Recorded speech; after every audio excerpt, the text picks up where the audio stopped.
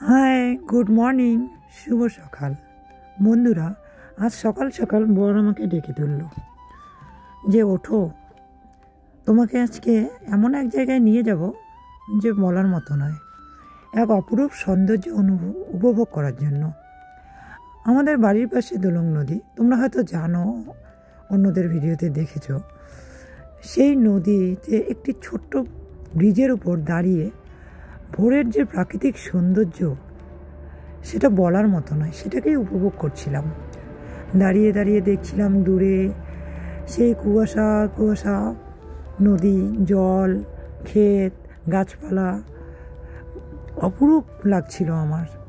সেই দাঁড়িয়ে দাঁড়িয়ে ব্রিজের পারে কত কিছু যে ছোটোবেলার কথা মনে পড়ে যাচ্ছিল, যে ছোটোবেলায় যেরকম করে পুকুরে খেলতাম, এই নদীতেও যদি খেলা যেত। হ্যাঁ, খেলা যায়, কিন্তু ভয় লাগে এখন। আগে তো ছোটোবেলায় পুকুরে খেলতাম, নদীটা তো অনেকটা জঙ্গল হয়ে গেছে বা আশপাশে, এই জন্যই ভয় হয়। তবে একদিন যাব, মনে মনে ভেবেছি যে নদীতে গিয়ে মাছ ধরব। তো দেখা যাক কবে যাই।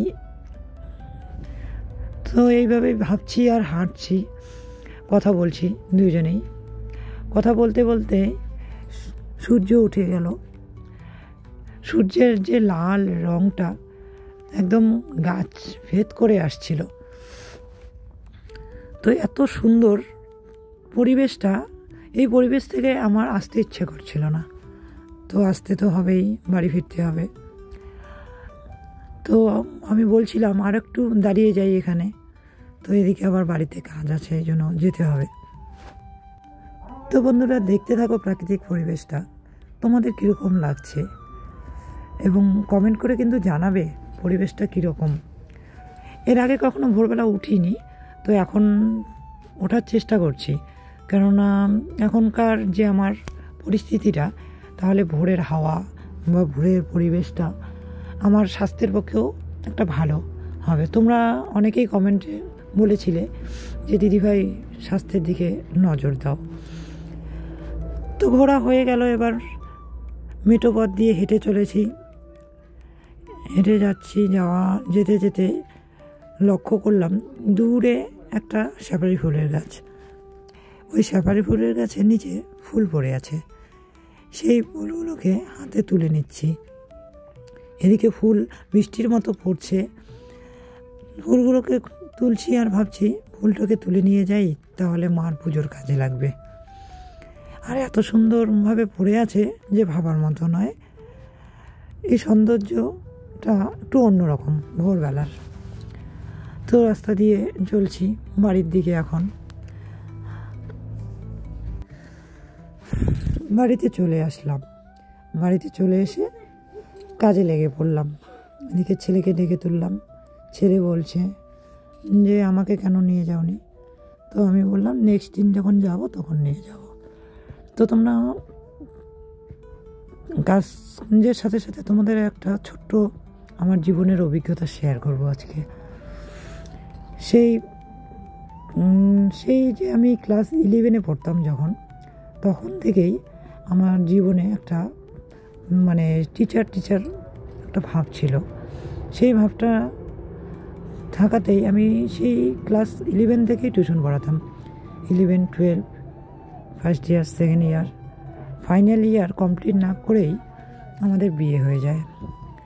তো বিয়ের কাহিনিটা পরে আর একদিন জানাবো। তো বিয়ে হয়ে যাওয়ার পর 6 মাস আমি বসেই বাড়িতেই সময় কাটিয়েছি। তারপর আবার টিউশন স্টার্টের সঙ্গে সঙ্গে স্কুল স্টার্ট।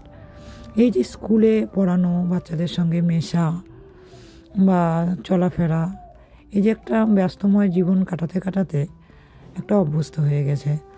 তো এই ব্যস্তময় জীবনটা থেকে বেরিয়ে যাওয়াতে একটু হলেও অন্যরকম হয়ে গেছি ঠিকই, কিন্তু আবার খারাপও লাগছে না এখন।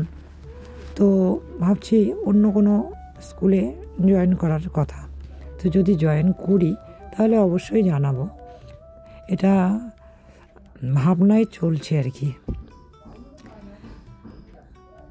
তারপরে আবার ভাবছি যে এই মাঝখানে অন্য স্কুলে জয়েন করলে আবার এই ব্লগ নিয়ে সমস্যা হয়ে যায় নাকি। তো এবার জয়েন করার আগে ভাবছি স্কুলের হেড টিচারকে বলে জয়েন করব যে আমি ব্লগ করি, এটা আমি ছাড়তে পারবো না, তাহলে যদি আমাকে নেয় তাহলেই আমি ঢুকবো, যদি ওনার কোনো সমস্যা না থাকে। এটাই ভাবনার মধ্যে চলছে। ছেলেকে নিয়েও অনেক ভাবনা চিন্তা করছি, পরে আস্তে আস্তে শেয়ার করব ছেলেকে কি করব, কিভাবে এগিয়ে নিয়ে যাব। তো এদিকে আমার বাসন ধোয়ার প্রায় শেষ হয়ে গেল, বাসন ধুয়ে ঘরে নিয়ে আসব। কাজ চলতেই থাকুক। আজকে আমি আমার জীবনটাই বলে যাই ছোট ছোট করে, জীবন কাহিনীটা। ছোটোবেলায় আমার জীবনটা কীভাবে কেটেছে এটাই জানাবো আজকে। ছোটোবেলায় কাকু, জেঠু, বাবা, আমার বাবারা 3 ভাই, সেই জয়েন্ট ফ্যামিলির মেয়ে আমি। সেই জয়েন্ট ফ্যামিলির মধ্যে একটাই মেয়ে ছিলাম আমি। সেইখানে আমার 2 দাদা, আমার নিজের একটা দাদা, জেঠাতো 2 দাদা, তো সবার মাঝখানে আদুরে একটা মেয়ে আমি। ছোটোবেলার থেকে খুব আদর যত্নে আমাকে বড় করে তুলেছে ওরা। ওই যে কথায় আছে না, বড় হয়ে উঠলে বাচ্চাদের পাখা গাজা, এরকম আমারও পাখা গাজিয়ে গিয়েছিলো। হঠাৎ চলতি পথে তোমার দাদাভাইয়ের সঙ্গে আমার দেখা। দাদাভাইয়ের সঙ্গে দেখা হয়, প্রথম দেখাতেই আমার খুব ভালো লেগে যায় এবং ভালোবাসায় পরিণত হয়ে যায়। তো বলেছিলাম যে তোমরা কমেন্ট করেছিলে যে দিদিভাই তোমার লাইফটাকে শেয়ার করো, এই জন্য কিছুটা আজকে বলে যাচ্ছি। এই ভালোবাসাটা বুঝতে পারিনি যে এতটা গভীর হয়ে যাবে কখনো। তো আর তোমার দাদাভাইকে ছাড়া কিছু বুঝতাম না, না বোঝার জন্য বাড়ির লোকগুলোকে আমার অজান্তেই কষ্ট দিয়ে ফেলেছি। যাই হোক, তাহলে বন্ধুরা আস্তে আস্তে আমার জীবনের ছোট্ট ছোট্ট পাঠ করে জানাবো, সব কিছুই জানাবো আস্তে আস্তে। তো এই চলতি পথে যে বিয়ে হয়ে গেল, বিয়ে হয়ে যাওয়ার পর যে আমার সাংসারিক জীবন, সেটাও আস্তে আস্তে জানাবো। তো এদিকে একদম ছেলে অস্থির হয়ে গেছে খাওয়ার জন্য। এদিকে দেখো তোমাদের দাদাভাই রোদ্দুতা পাচ্ছে, কী বলছে যেন আমাকে। আমি রান্নাঘরে চা বানিয়ে নিয়ে আসবো, চা করে দিব, কেননা সকাল সকাল চাটা খেতে হবে। তো আমাদের একটা মানে রুটিন হয়ে গেছে যে চা না খেলে, সকাল আর সন্ধ্যা চা না খেলে যেন মাথায় একটা কেমন হয়ে যায়। এদিকে আবার আমি গরম জল করে নিয়েছি। তোমরা জানো আমাদের 2 গরু আছে, গরম জলের দিয়ে আমি ভুট্টাটাকে রেডি করে নিই, এই জন্য ভুট্টাটাও রেডি হয়ে গেল। এদিকে আমি চাও বসিয়ে দিয়েছি। তো দেখো জল ঢেলে দিচ্ছি এবং তোমার দাদা একদম নাড়িয়ে দিচ্ছে, কেননা জলটা এতটা ফুটে গেছে যে দেওয়ার সাথে সাথেই একদম কেমন একটা শক্ত শক্ত হয়ে গেছে। তো আবার আমি এখানে একটু ঠান্ডা জলও মিক্সড করে দিচ্ছি, তাহলে আবার মানে শক্তটা ঠিক হয়ে যাবে আর কি। তো একদম তোমার দাদাভাই মন দিয়ে একদম লাঠি দিয়ে ঘোরাচ্ছে আর আমাকে বলছে এত গরম জল করলে কি হয়, একটু হালকা করলেই খাবারটা বেশি ভালো হয়। তো আমি বললাম যে বাবুর সঙ্গে কথা বলতে বলতে জলটা অনেকটা বেশি ফুটে গেছে। তো বন্ধুরা দেখো, এদিকে গরুর খাবারও রেডি হয়ে গেল, আমার চাটাও হয়ে এসছে, আমি সব রেডি করে নিচ্ছি। ছেলেকে কখন থেকে ডাকছি, ও শুনছেই না। একবার চলে গেলে এই যে ঘরের মধ্যে কি যে করে, ও খুব খেলে, মানে কি বলবো। একদিন ওর খেলনাগুলোকে আমি শেয়ার করব।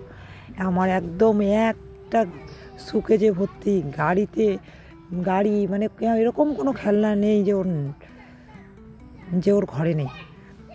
তো যাই হোক, একদিন শেয়ার করবো ওকে, ওর খেলনাগুলোকে। তো এই যে তোমাদের দাদাভাই চা নিয়ে বসে আছে, আমার জন্য অপেক্ষা করছে।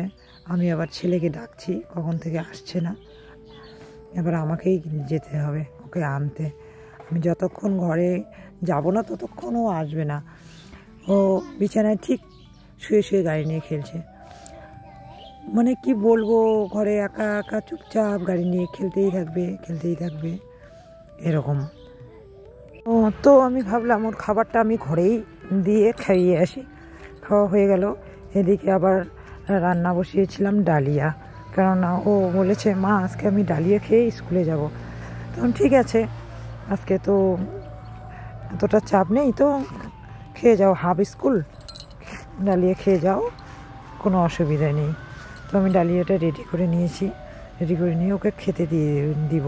কারণ আবার ও খাবে, রোজ দিন স্নান করে খায়, কিন্তু আজকে ও বলছে মা আমি আগে খাবো তারপর স্নান করে রেডি হব। তো আমি বললাম কোনো ব্যাপার না, আগে তো আমার সঙ্গে ও স্কুলে যেত, তার জন্য আমি রুটিন মাফিক ওকে স্নান করিয়ে খাওয়াতাম। তুমি 1-8 দিন তো চলে যাবে, ঠিক আছে খেয়ে নাও তুমি। তো দেখো এদিকে তোমাদের দাদাভাই সবজি নিয়ে বাড়ি চলে আসলো, বাড়ি চলে এসে রেখেই আবার ছেলেকে দিতে যাবে। তো ছেলেকে দেওয়ার জন্য যাবে, ছেলে আবার দেখো ওই যে এদিকে কুশ বাবা এসেছে, কুশ বাবার সঙ্গে ইসে করতে চলে যাচ্ছে। স্কুল রেডি হয়েও একটু দৌড়োদৌড়ি না করলে কেমন হয়, এই যে দেখো কীরকম দুষ্টুমি করেই যাচ্ছে, চলে যাচ্ছে স্কুলে টাটা দিয়ে, কিন্তু আবার বলছে মা একটু রাস্তায় আসো। এদিকে আবার দেখি দিদিভাই 2 মেয়েকে নিয়ে বেরিয়েছে, তেমন যাওয়ার দরকার নেই, ওদের সঙ্গে পাঠিয়ে দাও। তো পাঠিয়ে দিয়ে এসে বন্ধুরা আমি দুধটা রেডি করে নিব, দুধটা রেডি করে নিয়ে পিয়েকে আবার দুধটা দিয়ে আসতে হবে। আমি যাই রোজ দিন দুধ দিতে, কেননা দুধ দিয়ে আসলে আমারও ভালো লাগে, দেখাও হয়ে যায়। তারপরে আমি রান্নার জন্য একদম সব কিছু রেডি করে নিচ্ছি, কারণ ভাত তো আগেই হয়ে গেছে। তোর বাবা বলছিল যে সবজিটা গরম গরম খাবো, তুমি বানিয়ে নাও একটু। আমি এসে ওর বাঁধাকপি মানে হাফ সিদ্ধ খেতে এত পছন্দ করে, যার জন্য বলছিল যে তুমি আমাকে বাঁধাকপিটা হাফ হলেই আমাকে দিয়ে দিও। তবে ঠিক আছে তুমি ছেলেকে রেখে আসো, আমি এদিকে সব কিছু রেডি করে নিচ্ছি। আমার মনে মনে ভাবলাম বাঁধাকপিটা তো করব, কিন্তু এই যে ছেলেকে দিতে গিয়েছে তো একটু হলেও তো সময় লাগবে, বাজারে ঢুকবে, হ্যাঁ একটু বন্ধুবান্ধবের সঙ্গে কথা বলবে। তো এই ফাঁকে আমি আগে বেগুন ভাজাটা করে নিই, কারণ ছেলের আবার বেগুন ভাজা আর আলু ভাজা খুব পছন্দ। আর নিরামিষ, শনিবার আমাদের নিরামিষ, এই জন্য মানে ভাজাটা এমনিতেও আমরা একটু ভাজাটা বেশি পছন্দ করি। তো এই জন্য আগে বেগুন ভাজাটা আর আলু ভাজাটা করে নেব। তোমার দাদাভাই যখন দেখবো যে চলে এসছে তখন বসিয়ে দেবো, তাহলে হাফ সিদ্ধ হয়ে যাবে বাঁধাকপিটা। তো দেখো বেগুন ভাজাটা হয়েই গেছে, এবার আলু ভাজা বসিয়ে দিয়েছি।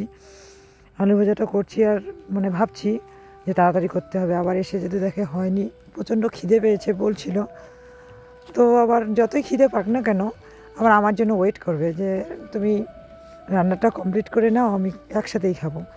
বেশি তো লোক নেই, এর আগেও বলেছি আমি যে আমাদের বাড়িতে আমরা মাত্র ছেলে নিয়ে 4 জন লোক। তো মা তো নিরামিষ খায়, তো মার রান্নাটা মা একাই করে, কেননা মা গোপালকে সেবা দেয়, আমরা তো মাছ মাংস সবই খাই। এই জন্য মা আগে খেত, যখন বাবা ছিল তখনও মা নিরামিষ খেত, কিন্তু তখন খেত, কিন্তু এখন বিধবাদের কী কী নিয়ম আছে, যাই হোক। তবুও আমি মাকে মাঝে মাঝে বলি যে শনিবার তো আমি নিরামিষই করি। তো মা বলে কোনো ব্যাপার না, কে কী বলে তাতে দেখার দরকার নেই। আমি মাঝে মাঝে বলি যে মানুষে বলে যে এক সংসারে থেকে 2টা রান্নাঘর, তোমরা হয়তো খেয়াল করবে যে 2টা রান্নাঘর আমাদের পাশাপাশি, মাঝখানে শুধু পার্টিশন, ঘরটা একটাই, মাঝখানে পার্টিশন লাগিয়ে দেওয়া হয়েছে। তো আমি আবার মাকে বলি যে কেমন হলো এটা ব্যাপারটা। তো মা বলে কে কী বলুক তাতে কি যায় আসে, আমরা যদি নিজেরা ঠিক থাকি তাহলে কোনো অসুবিধা নেই। তো আবার আমি মাঝে মাঝে, মা তো এখন আর ওইটা মানে ওদের বিধবাদের মধ্যে অনেক কিছু নিয়ম থাকে না, গোপালকে সেবা দিলে মানে যারা মাছ মাংস খায়, মানে একটু মার লেভেলটা নাকি মানে অনেক দিন থেকেই নিরামিষ খায় আর খুব গোবিন্দ ভক্ত, তো লেভেলটা অনেকটা এগিয়ে গিয়েছে। তো এই জন্য মা রাজি হয় না। তো আমি আবার কী করি, শনিবার আসলে আমি রান্নাটা খুব কম করি, মাকে বলি তাহলে তুমি ওখানেই করো সবগুলো, তাহলে আমাদেরও হয়ে যাবে। শনিবার আর রবিবার আমি অন্য কিছু কাজের দিকে, মানে যেহেতু আমাদের জমি জমা আছে, আমরা কৃষিকাজও করি, তো আমার কাজ করতে কোনো অসুবিধা নেই, আমি জমিতে ধানও কাটতে পারি, সবই করতে পারি। তো শনিবার আর রবিবার বাড়ির টুকটাক নানান ধরনের কাজ আমি করি, বেশিরভাগই শনিবারটা মা রান্না করে। এদিকে আবার রান্নার শেষের দিকে আবার এদিকে একটা ফেরিওয়ালা চলে আসলো, এই যে বলে না বাড়ি বাড়ি ঘরে চুল দিয়ে জিনিসপত্র নেয় ওরা আর কি। তা আমি এবার দেখছিলাম যে মা নিচ্ছিল, মা আবার ডাকছিল আমাকে যে কী নিবো দেখো। মা আবার ওই যে চুলগুলোকে জমিয়ে জমিয়ে রাখে, আমার তো মনে থাকে না, আমি ওইসব জমাতেও পারি না। তো চয়েস করছিলাম, তো আমার এটাই চয়েস হয়েছিল। দোকানদারের সঙ্গে আর কি কথা বলছিলাম যে কতটা চুল লাগবে বা কী লাগবে, এরকম করে বলছিলাম। এদিকে রান্না শেষ করেই দেখি খাওয়া দাওয়া সেরেই এদিকে বিকাল দিকে আমাদের জমিতে একদম গাড়ি লেগে পড়েছে ধান কাটার জন্য। সবাই নাকি এবার মানে আগে তো লেবার দিয়ে কাটতো, এবার নাকি সবাই গাড়ি দিয়ে কাটবে। তো আমি দেখিনি এর আগে আমি স্কুলে যেতাম, এদিকে হয়তো ধান কেটে নিত। তো আমি বলছি টিউশন বেরিয়েছি তো, তাহলে আমি একটু দেখেই যাই কীরকম করে কাটে। তো মেশিনটা আমার ভালোই লাগছে যে বাহ, খুব তাড়াতাড়ি হয়ে যায় আর কি। আবার অনেকেই বলতো এলোমেলো, তো আমি এবার জমিতে গিয়ে দেখি না সব কিছু গোছানোই আছে। এবার সব কিছু তো একই রকম হয় না, তো আমার সময় নেই, এই যে আমি চলে যাচ্ছি তাড়াহুড়ো করে টিউশন। তো দেখো বন্ধুরা, টিউশন থেকে চলে এসেছিলাম, এসে চা খাওয়া হলো। তারপরে একটু পেন কার্ডের গন্ডগোল ছিল, ওটা ঠিক করে আসলাম। আসার পরে দিদিভাইদের বাড়িতে ওর ছেলের বার্থডে নিমন্ত্রণ আছে, ওখানে যেতেই হবে, কারণ দিদিভাই বারবার রিকোয়েস্ট করছে। আর স্টুডেন্টটা এতদিন পড়িয়ে এসেছি তো, এই জন্য ওর মায়াতেই যাচ্ছি, মন চাচ্ছে না তবুও যাচ্ছি। এদিকে ছেলে রেডি হয়ে আছে, আসো আসো। হ্যাঁ দেখো, ছেলে একদম রেডি, প্রতীক দাদার বাড়িতে যাবে, এই জন্য খুব আনন্দ।